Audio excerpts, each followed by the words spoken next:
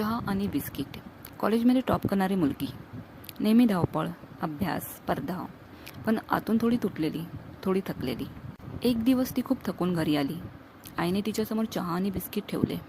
काव्याने biscuit चहात बुडवलं, ते मोडलं आणि कपात हरवलं. ती उदासपणे म्हणाली, आई बघ ना, सगळं मोडून गेलं. तसं माझंही चाललंय. मी बाहेरून असते, पण आतून रोज थोडी थोडी मोडते. आई हळूच हसली आणि म्हणाली, बघ, बिस्किट जेव्हा चहात बुडतं तेव्हा ते त्याच्या उभेनं मऊ होतं. कधी मोडतं, पण चहासुद्धा आपली चव देऊन जातं. कधी कधी मोडणं म्हणजे संपणं नसतं, तर स्वतःला दुसऱ्या रूपात साकारणं असतं. आज तू थकली आहेस, पण हा थकवा सुद्धा एक चव आहे अनुभवाची. आणि तू चहा बन, उबदार, सशक्त, सगळ्यांना आरामदायक, मोठ्या धक्काधक्कीनंतरही जे शांती देतो.